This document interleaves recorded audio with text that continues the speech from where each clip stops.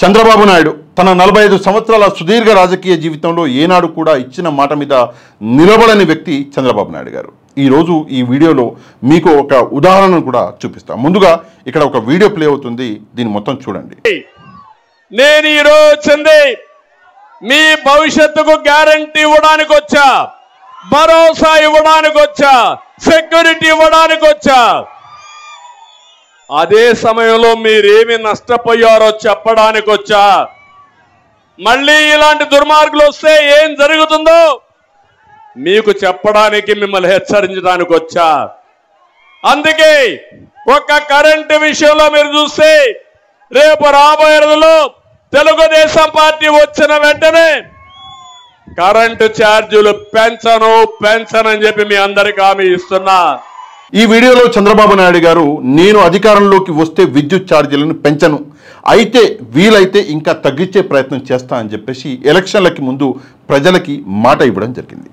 ఇప్పుడు అధికారంలోకి వచ్చిన కేవలం 6 నెలల్లోనే రెండోసారి ఈరోజు విద్యుత్ ఛార్జీలని పెంచుతున్నాడు చంద్రబాబు నాయుడు గారు. మనందరికీ తెలుసు, పండక్కి అంటే దీపావళి పండక్కి మొదటిసారి విద్యుత్ ఛార్జీలను పెంచిండు. ఈరోజు రెండోసారి విద్యుత్ ఛార్జీలని పెంచబోతున్నాడు. దీనికి సంబంధించి ఆదేశాలను కూడా విద్యుత్ నియంత్రణ మండలి జారీ చేయడం జరిగింది. ఈసారి 92 పైసలు పర్ యూనిట్కి చంద్రబాబు నాయుడు గారు విద్యుత్ ఛార్జీలని పెంచబోతున్నాడు. దీనికి సంబంధించి మొత్తం భారము 9,412 కోట్ల రూపాయలు ప్రజలపై పడబోతున్నది, ఆంధ్రప్రదేశ్ ప్రజల మీద. ఇది నిజంగా ఘోరం. దీపావళి రోజు అంటే దీపావళి అప్పుడు పండగప్పుడు మొదటిసారి విద్యుత్ ఛార్జీలని పెంచడం జరిగింది చంద్రబాబు నాయుడు గారు. అప్పుడు ₹1.27 పెంచిండు. దానికి సంబంధించి మొత్తం విద్యుత్ భారం అన్నది ప్రజల మీద 6,072.86 కోట్ల రూపాయలు ప్రజల మీద పడ్డది.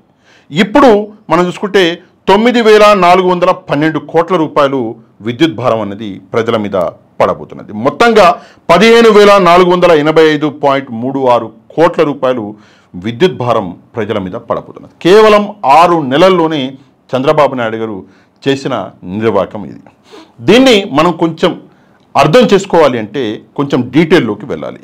మనము ఇక్కడ ఒక విషయం ఏంటంటే, ఇదేదైతే 92 పైసలు ఏదైతే చంద్రబాబు నాయుడు గారు పర్ యూనిట్కి పెంచబోతున్నాడో దాన్ని కొంచెం డీటెయిల్గా మనం అర్థం చేసుకున్నట్లయితే, దీంట్లో ఏపీఎస్పీడీసీఎల్ పరిధిలో యూనిట్కి 91 పైసలు పెంచబోతున్నాడు చంద్రబాబు నాయుడు గారు. ఏపీసీపీడీసీఎల్ పరిధిలో యూనిట్కి 92 పైసలు, ఈపీడీసీఎల్ పరిధిలో 90 పైసలు పెంచబోతున్నాడు చంద్రబాబు నాయుడు గారు. అంటే యావరేజ్గా మనం చూసుకుంటే 92 పైసలు పర్ యూనిట్కి పెరగబోతుంది. ఇది మొత్తంగా 24 నెలల పాటు ప్రజల దగ్గర నుంచి వసూలు చేయబోతున్నారు. అంటే జనవరి 2025లో ఈ వసూళ్లు మొదలైతే నవంబర్ 2026లో ఈ వసూళ్లు అయిపోతాయి అని చెప్పేసి చెప్తున్నారు. మళ్ళీ దాని తర్వాత మళ్ళీ ఎక్స్టెండ్ చేస్తారా ఏందా అది మనం చూడాలి. టోటల్గా ఇక్కడ ఇందాక నేను చెప్పినట్లు మొత్తం ఇప్పటిదాకా చంద్రబాబు నాయుడు గారు అధికారంలోకి వచ్చినప్పటి నుంచి 6 నెలల్లో ₹2.19 ఒక్కొక్క యూనిట్ మీద పెంచడం జరిగింది. ఎంత దారుణం అంటే ₹2.19. మనందరం చూసినాము అదానీ గారి కేసులో ఒక్కొక్క యూనిట్ జగన్మోహన్ రెడ్డి గారు కొనుగోలు చేసింది ఒక యూనిట్ ₹2.49. ₹2.49 ఒక్కొక్క యూనిట్ కొనుగోలు చేస్తేనే అవినీతి చేసిండు అని చెప్పేసి పనికిమాలిన మాటలు అన్నీ మాట్లాడుతున్నారు. అట్లాంటిది కేవలం అధికారంలోకి వచ్చిన 6 నెలల సమయంలోనే ₹2.19 ఒక్కొక్క యూనిట్కి చంద్రబాబు నాయుడు గారు పెంచేసిండు. ప్రజల మీద భారం వేసే పరిస్థితులు మనకి ఇక్కడ కనిపిస్తున్నాయి. నేను సంపద సృష్టిస్తా అంటే ఎక్కడి నుంచో కంపెనీలను తీసుకొస్తారు, బిజినెస్లను తీసుకొస్తారు, అక్కడి నుంచి సంపదలు సృష్టిస్తారు, ప్రజలకి భారం తగ్గిస్తారు అని చెప్పేసి మనం అందరం అనుకున్నాం. నేను కూడా అదే అనుకున్నా. కానీ సంపద సృష్టిస్తాము అంటే ప్రజల మీద ఇంకా భారం వేసి ప్రజల దగ్గర నుంచి వసూలు చేస్తాం, ప్రజల రక్తం పిండేస్తాం అని చెప్పేసి చెప్పిండు చంద్రబాబు నాయుడు గారు అప్పుడు అని చెప్పేసి నేను అప్పుడు అర్థం చేసుకోలేకపోయినా ప్రజలు కూడా అర్థం చేసుకోలేదు. ఆయన అంటే చంద్రబాబు నాయుడు గారు ఒక పదం బాగా వాడేవాడు, ఏంటంటే బాధుడే బాధుడు, బాధుడే బాధుడు అని చెప్పేసి. ఇప్పుడు ఇక్కడ బాధుడే బాధుడు కనిపిస్తున్నది. అది కూడా ఎవరిని బాధుతున్నాడు చంద్రబాబు నాయుడు గారు అంటే ఆంధ్రప్రదేశ్ ప్రజల్ని బాధుతున్నాడు.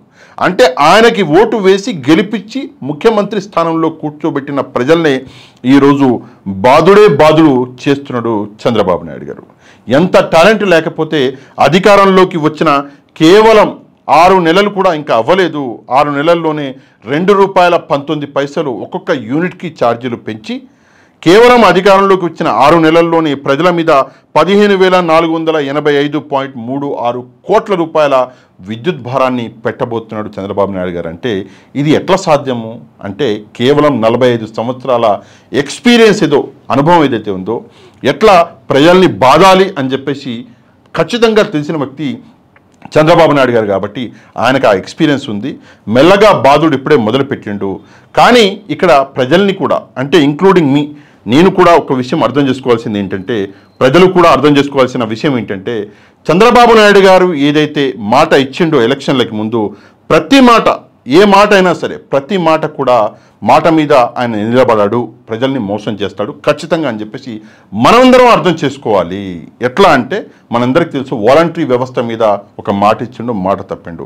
తర్వాత సచివాలయ వ్యవస్థ అన్నాడు, మాట తప్పిండు. ఇప్పుడు ఎలక్ట్రిసిటీ అన్నాడు, ఇప్పుడు ఎలక్ట్రిసిటీలో కూడా 6 నెలల్లోనే మాట తప్పిండు. దాని తర్వాత 6 హామీలు అన్నాడు, ఆ 6 హామీలను కూడా ఆటకెక్కించిండు.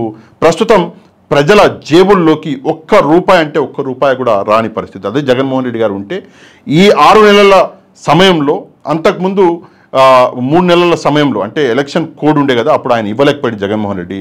మొత్తంగా 9 నెలల సమయంలో జగన్మోహన్ రెడ్డి గారు ఒకవేళ అధికారంలో ఉండుంటే ఒక్కొక్కరికి ఎంత లాభం చేకూర్చేవాడు. చంద్రబాబు నాయుడు గారు అధికారంలోకి వచ్చాక ఆ లాభం మొత్తం ఆవిరి ఎట్లా అయిపోయింది, ఈ విషయాల్ని ప్రజలు గమనించాలి. గమనించి ఈ వీడియోని వైరల్ చేయాలి. ఎందుకంటే ప్రజలకి నిజాలు తెలవాలి కాబట్టి ఈ వీడియోని వైరల్ చేయండి. వైరల్ చేయడానికి 2 పద్ధతులు. ఒకటి, వీడియో కింద ఉన్నటువంటి లైక్ బటన్ని ప్రెస్ చేయండి. రెండోది, ఈ వీడియో యొక్క లింక్ని మీకు తెలిసిన వాళ్ళందరికీ వాట్సాప్ ద్వారా పంపించండి. ఎవరైతే మన ఛానల్ని సబ్స్క్రైబ్ చేసుకోలేదు తప్పకుండా మన ఛానల్ని కూడా సబ్స్క్రైబ్ చేసుకోండి. నెక్స్ట్ వీడియోలో మళ్ళీ కలుద్దాం. అంతవరకు థ్యాంక్ యూ వెరీ మచ్. జై హింద్.